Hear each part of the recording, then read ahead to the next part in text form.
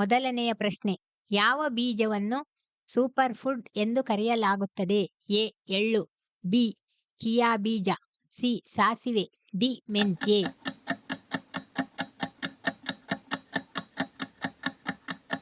ಉತ್ತರ B chia ಬೀಜ.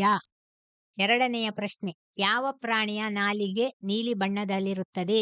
A ಹಸು, ಬಿ ಜಿರಾಫೆ, ಸಿ ಕುದುರೆ, ಡಿ ಒಂಟೆ.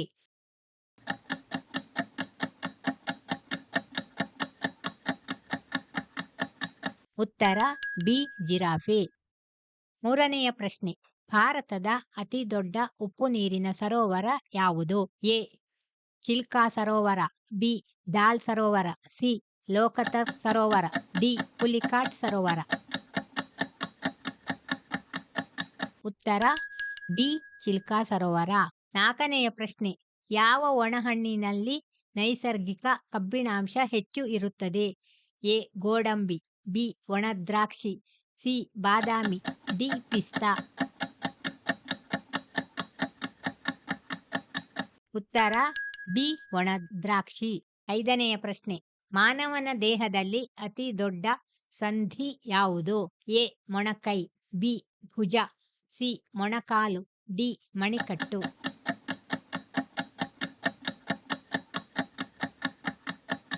ಉತ್ತರ ಸಿ ಮೊಣಕಾಲು.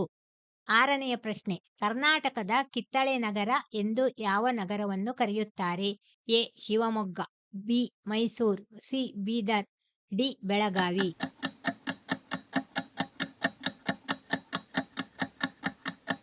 ಉತ್ತರ Bidar.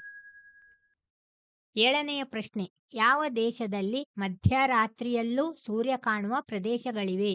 A Japan, B Norway, C Bharat, D China.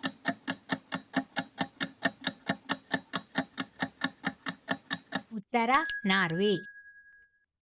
ಎಂಟನೆಯ ಪ್ರಶ್ನೆ, ವಿದ್ಯುತ್ ಬಲ್ಬುನ ತಂತಿಯನ್ನು ಸಾಮಾನ್ಯವಾಗಿ ಯಾವ ಲೋಹದಿಂದ ತಯಾರಿಸಲಾಗುತ್ತದೆ? ಎ ತಾಮ್ರ, ಬಿ ಟಂಗ್ಸ್ಟನ್, ಸಿ ಕಬ್ಬಿಣ, ಡಿ ಬೆಳ್ಳಿ. ಉತ್ತರ ಟಂಗ್ಸ್ಟನ್. ಒಂಬತ್ತನೆಯ ಪ್ರಶ್ನೆ, ಯಾವ ಪಕ್ಷಿ ತನ್ನ ಗೂಡನ್ನು ಹೊಲೆಯುವಂತೆ ನಿರ್ಮಿಸುತ್ತದೆ? ಎ ಕಾಗೆ, ಬಿ ಗಿಳಿ, ಸಿ ಹೊಲಿಗೆ ಹಕ್ಕಿ, ಡಿ ಪಾರಿವಾಳ.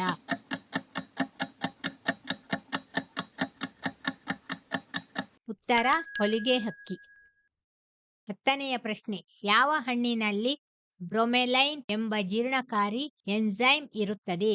ಎ ಸೇಬು, ಬಿ ಅನಾನಸ್, ಸಿ ಕಿತ್ತಳೆ, ಡಿ ಪೇರಳೆ. ಉತ್ತರ ಅನಾನಸ್.